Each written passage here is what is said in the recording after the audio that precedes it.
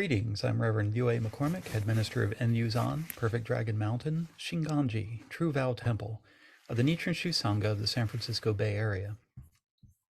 In this presentation in 4 parts, it is my goal to cover those things about the teachings of Nichiren Shonin that Nichiren Shu expects its clergy to know. I feel that this might also be of interest to dedicated lay practitioners, as well as those who are curious about Nichiren Buddhism and would like to know more about its founder. In addition to the history and teachings in Nichiren Buddhism, I have also drawn upon material from the 7-volume series, Writings in Nichiren Shonin, published by the Nichiren Shu Overseas Propagation and Promotion Association. I will cite these volumes with the initials WNS, the volume number, and the page number of that volume. I also provide citations from corresponding passages when there are any, and the Writings in Nichiren Daishonin, which is in 2 volumes. I will cite these volumes with the initials WND and then the volume and page number. I cite these for the purpose of comparison with the Nichiren Shu translations and on those occasions when they provide the only English translation widely available. Much of the information in these presentations come from the following sources: the genealogical chart of the Buddha's lifetime teachings in 5 periods, which is in WNS 3, pages 238 to 250. The diagram of the 5 periods of the Buddha's lifetime teachings, which is in WND 2, pages 238 to 243. The diagram of the 5 periods of the Buddha's lifetime teachings, yes, same name, in WND 2, pages 736 to 739. And the rooster diagram of the 5 periods of the Buddha's lifetime teachings in WND 2, pages 1035 to 1042. That one corresponds to the Nichiren Shu translation that I started with. And also a guide to the Tiantai Fourfold Teachings in the book Tiantai Lotus Texts, published by Bukkyo Dendo Kyokai on pages 151 to 210. I will note that material appearing in dark red rather than black is material that is either not covered or not covered in detail in the book History and Teachings of Nichiren Buddhism, published by the Nichiren Shu Text Editorial Committee, or put together by them, rather. This is material that I personally feel is important for Nichiren Buddhist practitioners to be familiar with, especially clergy and lay teachers. Now let's begin the 4th of the 4 parts. Now we come to Nichiren Shonin's most distinctive teaching, the 3 great secret dharmas, which he believed were hidden in the depths of chapter 16 of the Lotus Sutra, awaiting the time when the bodhisattvas appearing from underground, led by superior practice, would arrive in the latter age of degeneration to propagate them. In his essay on gratitude, we find the following dialogue in which he explains them. Question: are there any dharmas that Tiantai and Dengyo did not propagate yet? Answer: yes, there are. Question: what are those true dharmas? Answer: there are 3. They are what the Buddha bequeathed to those in the latter age of degeneration, namely the true dharma, which masters such as Kashyapa, Ananda, Ashvaghosha, Nagarjuna, Tiantai, and Dengyo did not yet spread. What do they consist of? Answer: the first is the focus of devotion. All the people in Japan, as well as the rest of the whole world, should revere the Lord Buddha Shakyamuni of the original gate as the focus of devotion. That is to say, the focus of devotion should be the Buddha Shakyamuni and the Buddha Many Treasures in the stupa of treasures. The other Buddhas standing outside the stupa and 4 bodhisattvas, such as superior practice bodhisattva, should be their attendants. The second is the precept platform, based on the doctrine of the original gate of the Lotus Sutra. The third is the Daimoku of the Lotus Sutra. All the people in Japan, China, and everyone in the whole world, regardless of being wise or foolish, should chant Namu Myoho Renge Kyo single-mindedly, forgetting everything else. This passage can be found in WNS 3, pages 57 to 58, though I have adapted it a bit, and WND 1, pages 735 to 736. What exactly did Nichiren Shonin say about the focus of devotion of the original gate? As we just saw in the essay on gratitude, all the people in Japan, as well as the rest of the whole world, should revere the Lord Buddha Shakyamuni of the original gate as the focus of devotion, and so on. Nichiren Shonin describes the focus of devotion in terms of Shakyamuni Buddha and Many Treasures Buddha sitting together in the stupa of treasures. Of course, it was in just this setting where Shakyamuni Buddha revealed the attainment of Buddhahood in the remotest past in chapter 16. In a writing called The Transmission of the 3 Great Secret Dharmas, Sandai Hiho Honjoji, Nichiren Shonin simply describes the focus of devotion of chapter 16 as Shakyamuni Buddha who attained Buddhahood in the remotest past and has the eternal three bodies of a Buddha. He says, the focus of devotion established in the 16th chapter of the Lotus Sutra is the Lord Shakyamuni Buddha, who has been closely tied with us in the Saha world by the bond of cause and effect ever since attaining Buddhahood 500 dust particle eons ago, and who was equipped with the eternal three bodies of the Buddha. We should also not overlook the following question and answer from his Questions and Answers on the Honzon Mondo Show, in which he states that the focus of devotion should be the Odaimoku. As ordinary people who live in the evil latter days, what should we regard as the focus of devotion? Answer, we should regard the Daimoku as the Lotus Sutra as the focus of devotion. And here in these passages you see where the citations are from. Then there is the primary description of the focus of devotion found in On the Contemplation of the Mind and the Focus of Devotion, or Kanjin Hanzon Show. The most venerable scene of this transmission of Namu Myoho Renge Kyo from the eternal Buddha to his original disciples is, suspended in the sky above the eternal Buddha Shakyamuni's Saha world is a stupa in the stupa of treasures, in which Shakyamuni Buddha and the Buddha of many treasures sit to the left and right of Myoho Renge Kyo. They are waited on by the four bodhisattvas such as superior practice, representing the original disciples of the eternal Buddha called out from underground. Further on, he writes, many wooden statues and portraits were made of Shakyamuni Buddha as he preached Hinayana or quasi-Mahayana sutras, but statues and portraits of the eternal Shakyamuni Buddha revealed in the lifespan of the Buddha chapter of the Lotus Sutra were never made.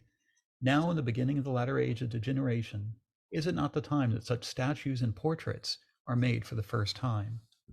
And further on, none of them in the three lands of India, China, and Japan, neither a king nor his subjects, however, has ever revered the true Hanzon revealed in the lifespan of the Buddha, chapter of the Lotus Sutra, the eternal Buddha with the four bodhisattvas waiting on him.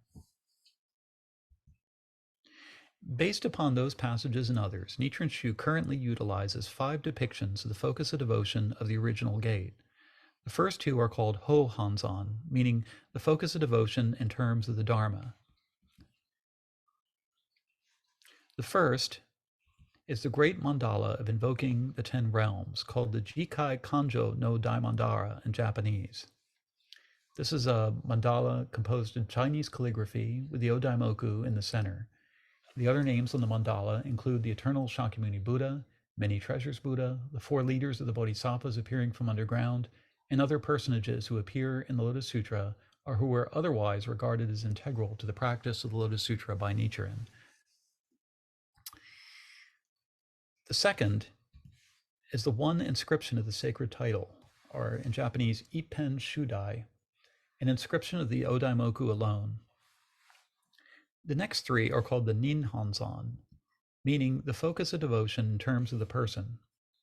First, there is the one stupa and 2 world-honored ones, which is a stupa of many treasures, often inscribed with the Odaimoku, flanked by the eternal Shakyamuni Buddha and many treasures Buddha. In Japanese, Ito Ryosan. Second, there is the one world-honored one and 4 attendants. In Japanese, Ison Shishi.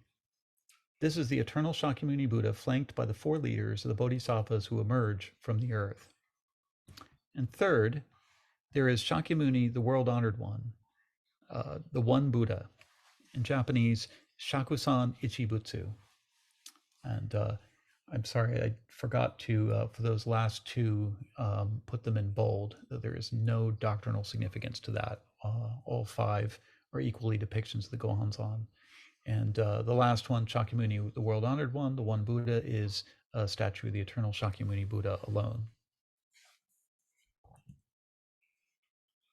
This passage from On the Contemplation of the Mind and the Focus of Devotion is particularly significant in summing up what the eternal Shakyamuni Buddha, as the focus of devotion of the original gate, never revealed before, meant to Nichiren Shonin.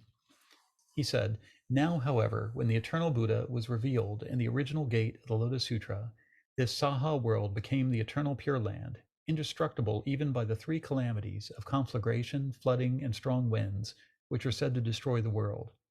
It transcends the four periods of cosmic change, the kalpas of formation, abiding, dissolution, and nothingness. Shakyamuni Buddha, the Lord Teacher of this Pure Land, has never died in the past, nor will he be born in the future. All those who receive his guidance are one with this eternal Buddha. It is because each of our minds is equipped with the 3,000 realms in a single thought moment, and the three factors, namely all living beings, the land in which they live, and the five aggregates of living beings.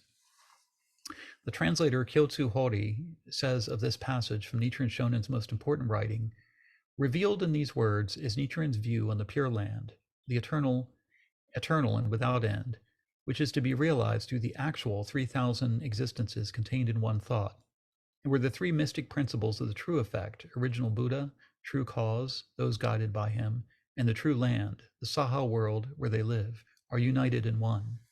This passage, known as the Dharma Body passage of 45 characters, is the core of the essay under discussion. And again, the essay he is referring to is the Kanjin Hanzon Sho, the contemplation of the mind and the focus of devotion. This is from Kyotsu Hori's translation of the Kanjin Hanzon Sho and the introduction, page 10. What exactly did Nichiren Shonin say about the precept platform of the original gate?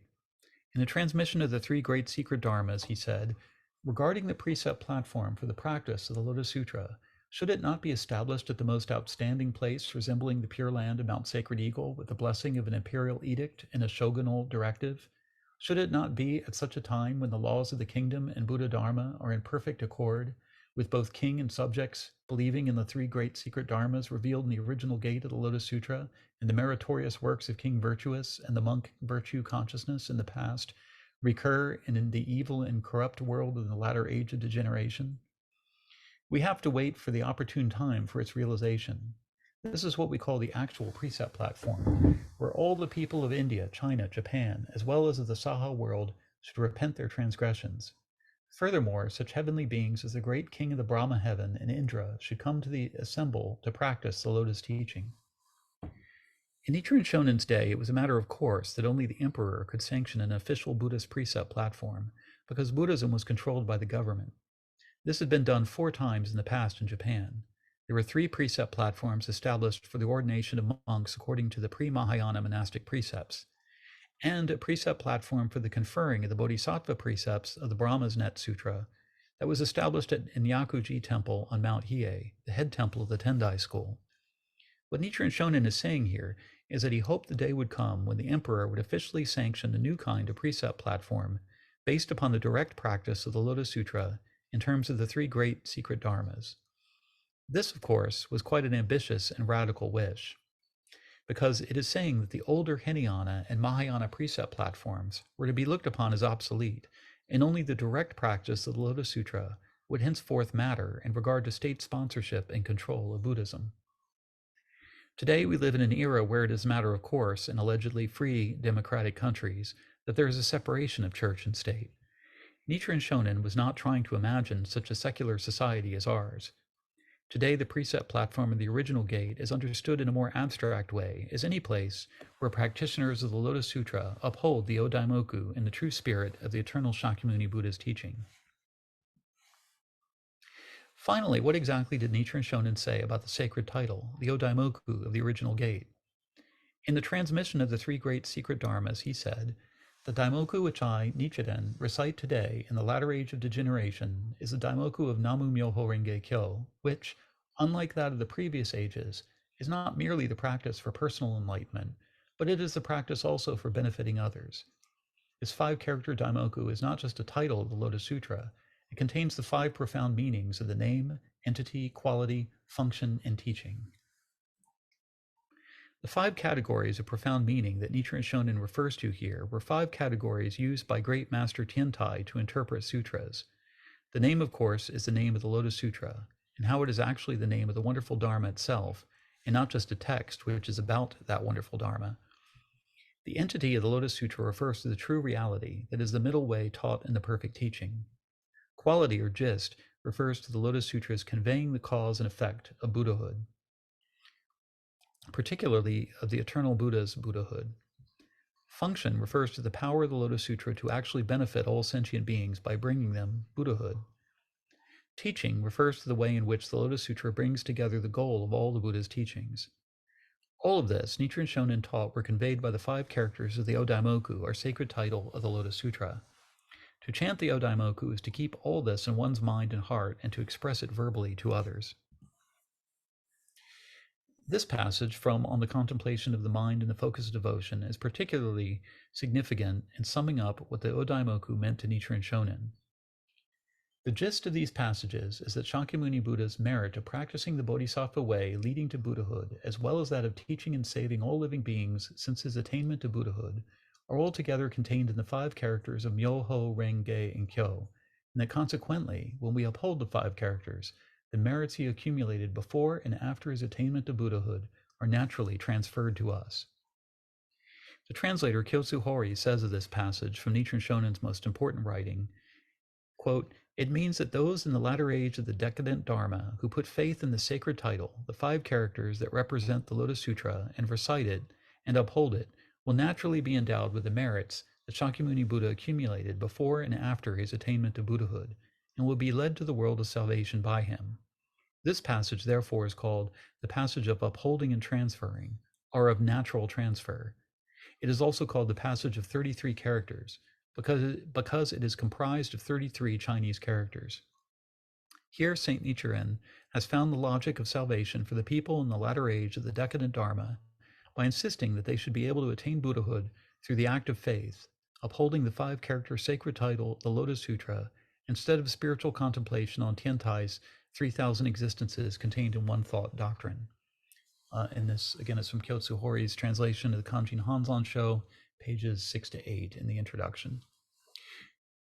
This is all very much cloaked in ancient Tiantai scholastic jargon and traditional Buddhist cosmology. So let's try to unpack this. What all this means is that the causes and conditions of the activity of Buddhahood are never absent, but because we are deluded, we are not aware of this activity, and we are in a state of almost total alienation from our own Buddha nature. The practice of Odaimoku is an act of faith, meaning joyful confidence, not mere blind belief, for the purpose of overcoming that alienation and receiving the selfless qualities of Buddhahood back into our awareness and life. Let's return to the questions Zeiho Miwa asked once more. How can we find security for our bodies and peace of mind? And we can answer, we need to transform this world into a pure land. How can we transform this world? We need to reevaluate and change what is of ultimate concern to us, the basis of our values. How can we reevaluate and change what is of ultimate concern to us? We need to honestly look at ourselves and how our current values and concerns have failed us, hurting ourselves and others and destroying our world. How can we attain such honest introspection? We need to find a teacher, teaching, and community that upholds what is of true and lasting value and can help us come to know ourselves, overcome our unwholesome actions, views, and attitudes, and realize the true nature of ourselves in this world. For Nichiren Shonin and those inspired by him, what is the best teacher, teaching, and community? The teacher is the eternal Shakyamuni Buddha. The teaching is to practice Namu-myo Renge Kyo, and the community are those who uphold this Odaimoku. In other words, the teacher is not a Buddha in the past or in another world or in the future, but the eternal Buddha who is with us now, who is the selfless self of all beings.